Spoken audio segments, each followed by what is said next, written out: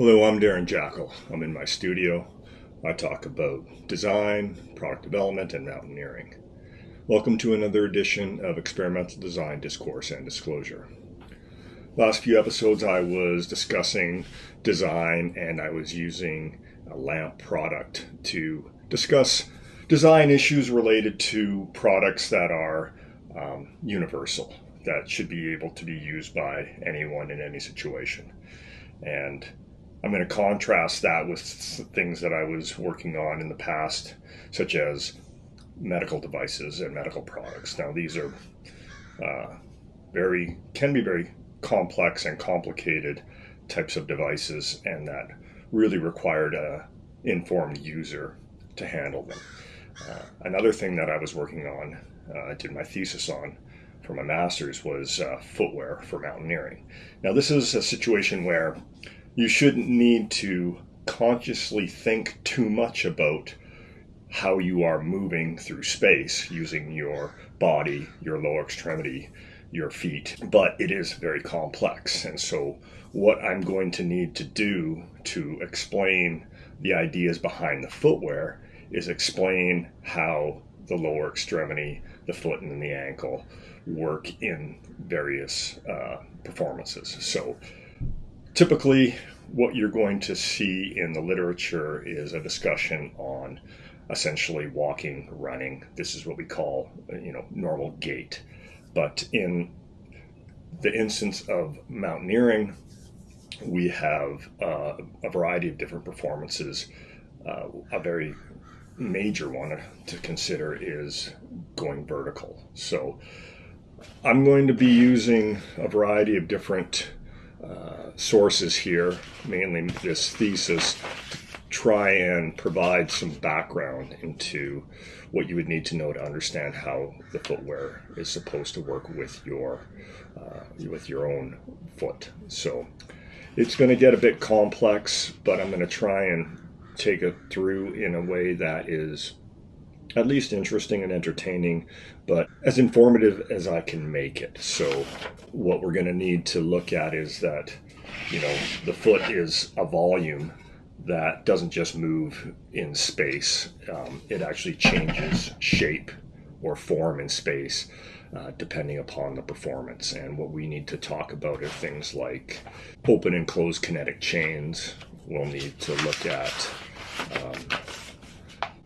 type of motion that we have in the body. This is angular motion, and the fact that we have articulating surfaces at our joints that allow motion to happen. There's a variety of different forces that are acting upon the foot, especially when the foot is on the ground in the closed kinetic chain. So we'll need to look at gravity, ground reaction forces, muscle forces. We'll need to understand how those impact the tissues of the body in terms of compression, tension, shear, and the strain and stress that are created. We're going to have to talk about things like triplanar motion. So we'll need to look at how we discuss motion in the body, and things like the cardinal coordinate planes that we use to describe motion.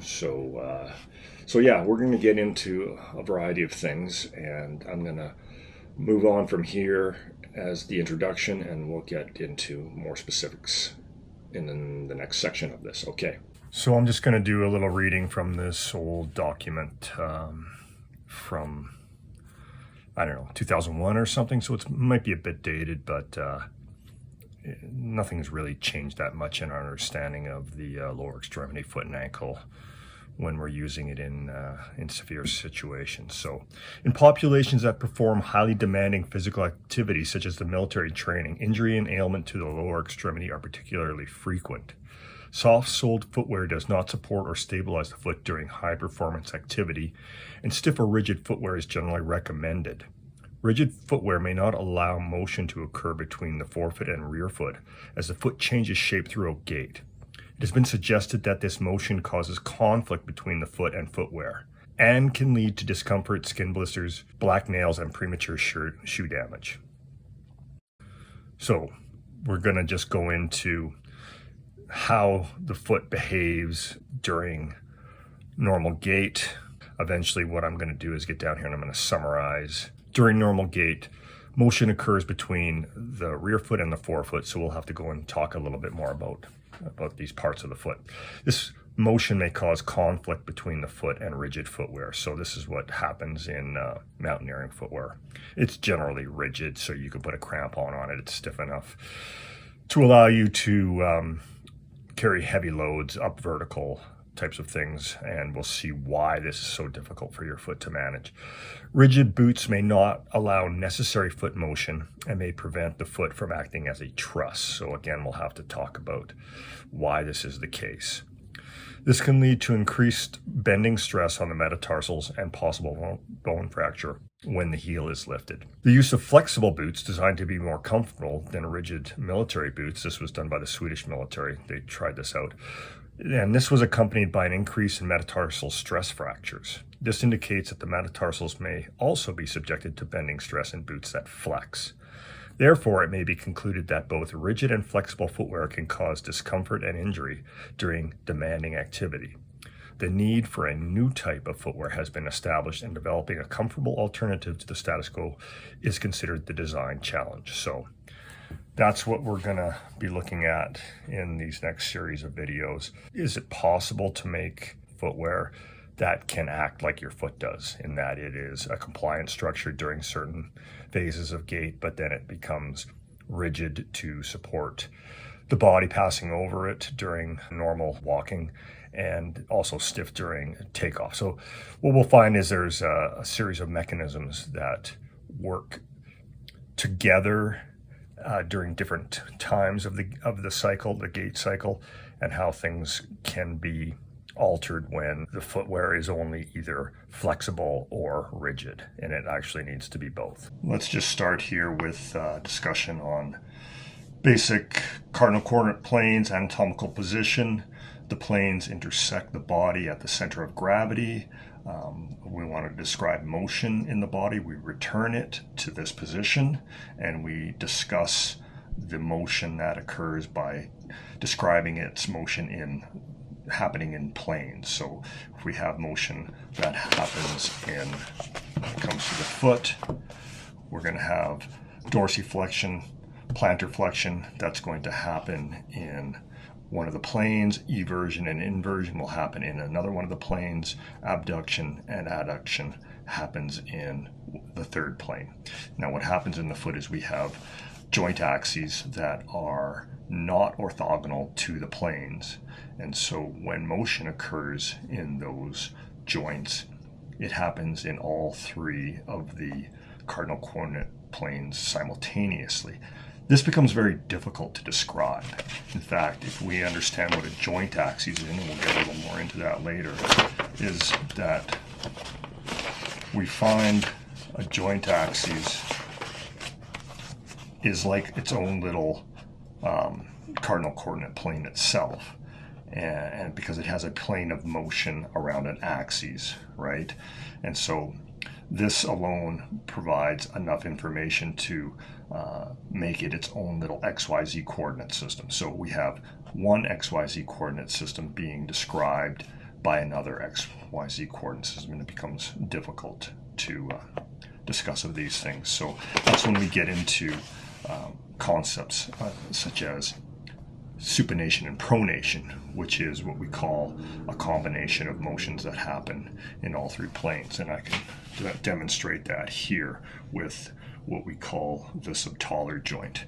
So that's this joint that's in here indicated by my fingers, and motion there looks like this. This was the focus of research in the 80s, 90s, and it was about overpronation and all the problems it causes. Well, I'm not going to get too much into it. So what we need to talk about is when the foot is loaded and it's sitting on the ground in the closed kinetic chain, and where the rear foot is and where the forefoot is, and how the toes and the shank influence the motion between the forefoot and the rear foot. Okay, so if this is kind of what it would look like when the foot is sitting on the ground, What we need to discuss is the motion that's going to happen in the arches when the shank and the toes are in action during normal gait, and what happens when we put the foot in rigid footwear and disallow certain motions, like the motion at the hallux, the big toe here. We don't allow that to move because the foot bed is rigid. So we'll get into all these different motions that the foot is capable of, but more importantly, what happens to the foot in the closed kinetic chain when you don't have normal gait happening. You don't have a heel strike. You go directly to forefoot loading, maybe on crampons, you're way out here on your toes.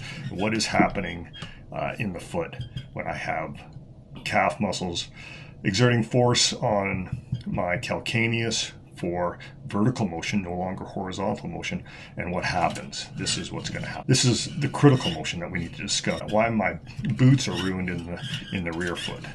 Okay, we'll have to get into this a little more. That's about 10 minutes. I'm over 10 minutes now, so I'm going to wrap this up because I like to keep things to around that 10-minute mark. It's a big subject, and it's going to take a while to get through it to make the actual intellectual property understandable, and so I can disclose it properly. So bear with me. My main camera's SD card is gone, so I'm going to need to get a new one of those. I've recently retired, so I'm on a serious budget now. So stay tuned. I'm Darren Jackal. I'm in my studio. I talk about design, product development, and mountaineering. Thanks again for stopping by to Experimental Design Discourse and Disclosure. We'll see you next time. Thanks.